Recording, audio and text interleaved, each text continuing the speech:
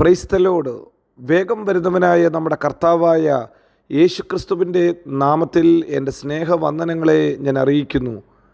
എബ്രായ ലേഖനം 11-ാം അധ്യായം 11-ാം വാക്യം.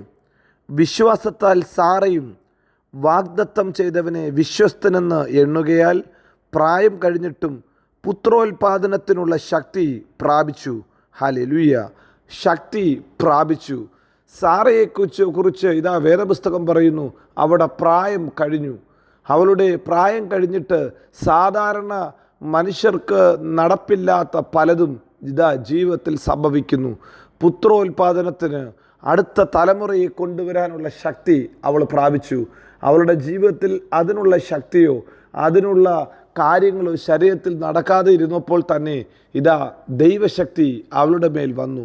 ഹല്ലേലൂയ. ദൈവശക്തി പ്രാപിക്കാനുള്ള ഒന്നാമത്തെ കാരണം ഇതാ എബ്രായ ലേഖനകർത്താവ് പറയുന്നു, ഒന്ന്, അവൾ വിശ്വാസത്താൽ അത് പ്രാപിച്ചു. വിശ്വാസം അത്രേ അവളുടെ ജീവിതത്തിൽ പ്രവർത്തിച്ചു തുടങ്ങിയത്. വിശ്വാസത്താൽ ഹല്ലേലൂയ അവളുടെ ജീവിതത്തിൽ വലിയ ദൈവപ്രവൃത്തി വെളിപ്പെട്ടു. ഇന്ന് പകൽക്കാലവും നാമും വിശ്വസിക്കുമെങ്കിൽ ദൈവത്തിൻ്റെ അത്ഭുത ശക്തി നമ്മുടെ ജീവിതത്തിൽ വെളിപ്പെടും. യേശു കർത്താവ് പറഞ്ഞു, വിശ്വസിച്ചാൽ നിങ്ങൾ ദൈവത്തിൻ്റെ മഹത്വം കാണും.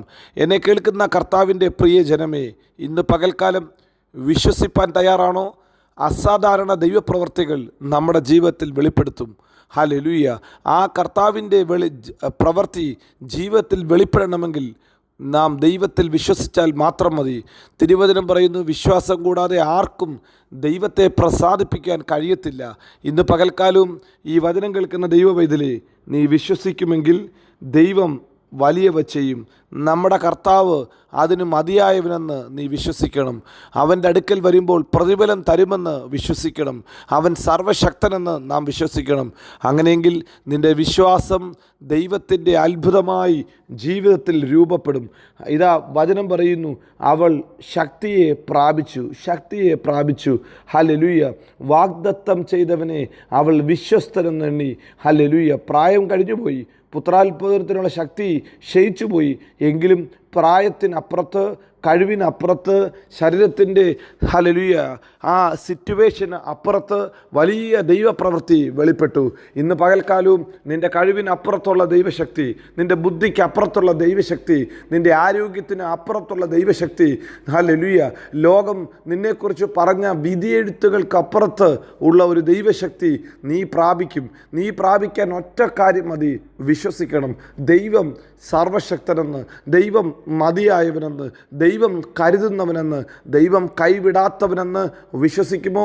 വിശ്വസിക്കുമെങ്കിൽ പ്രിയ ദൈവ പൈതലേ, നിൻ്റെ ജീവിതത്തിൽ അതേ ദൈവപ്രവൃത്തി വെളിപ്പെടും. വിശ്വസിക്കുന്നവരിൽ വ്യാപരിക്കുന്ന ദൈവത്തിൻ്റെ അളവറ്റ ശക്തിയുണ്ട്. വിശ്വസിക്കുന്നവർക്ക് വേണ്ടി വ്യാപരിക്കുന്ന ദൈവത്തിൻ്റെ അളക്കാൻ പറ്റാത്ത ശക്തിയുണ്ട്. അത് നിൻ്റെ മൺകൂടാരത്തിൽ വെളിപ്പെടും, നിൻ്റെ ഭവനത്തിൽ വെളിപ്പെടും, നിൻ്റെ തലമുറകളിൽ വെളിപ്പെടും. വിശ്വസിച്ചാൽ ഇന്ന് രാവിലെ സമയത്തും കർത്താവിൻ്റെ മഹത്വത്തെ കാണാൻ സാധിക്കും.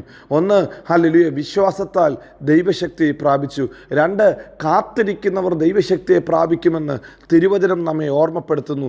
യെശയ്യാ പ്രവചനം 40-ാം അധ്യായത്തിൽ നാം ഇങ്ങനെ തന്നെ വായിക്കുന്നു, ഹല്ലേലൂയ, യഹോവയെ കാത്തിരിക്കുന്നവർ ശക്തിയെ പുതുക്കും, അവർ കഴുകന്മാരെ പോലെ ചിറകടിച്ച് ഉയരും. യഹോവയെ കാത്തിരുന്നാൽ മാത്രം മതി, ശക്തി ലഭിക്കും. ഇന്ന് പകൽക്കാലവും നാം കടന്നു പോകുന്ന ജീവിത സാഹചര്യം ഏതുമായിക്കോട്ടെ, ലോകം പറഞ്ഞു കാണും, ഇതിനകത്തുനിന്ന് ഇനി ഒരു നന്മ വരത്തില്ല.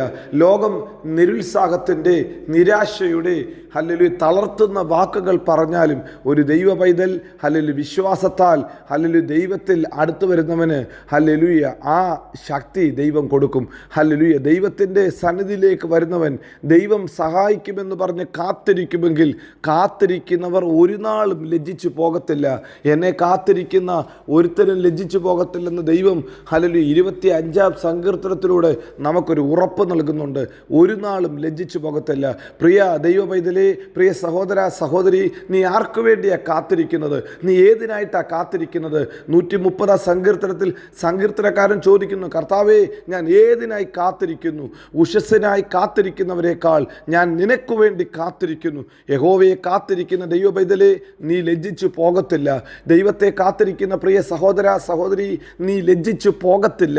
കാരണം നിൻ്റെ മേൽ ദൈവത്തിൻ്റെ അളവില്ലാത്ത ശക്തി വെളിപ്പെടും. വിശ്വസിക്കുന്നവർക്ക് വേണ്ടി ആ ശക്തി വെളിപ്പെടും. കാത്തിരിക്കുന്നവർക്ക് വേണ്ടി ആ ശക്തി വെളിപ്പെടും. അവർ കഴുകന്മാരെ പോലെ ചിറകടിച്ചു വരും. അവർ തളർന്നു പോകത്തില്ല, അവർ വീണു പോകത്തില്ല. അവരുടെ മേൽ ദൈവശക്തി വ്യാപരിക്കും. കഴുകന്മാരെ പോലെ ചിറകടിച്ചു വരാൻ കാത്തിരുന്ന ശിഷ്യന്മാരുടെ മേൽ ഹല്ലേലൂയ ദൈവം പരിശുദ്ധാത്മാവിനെ അയച്ച് അവരെ ബലപ്പെടുത്തി.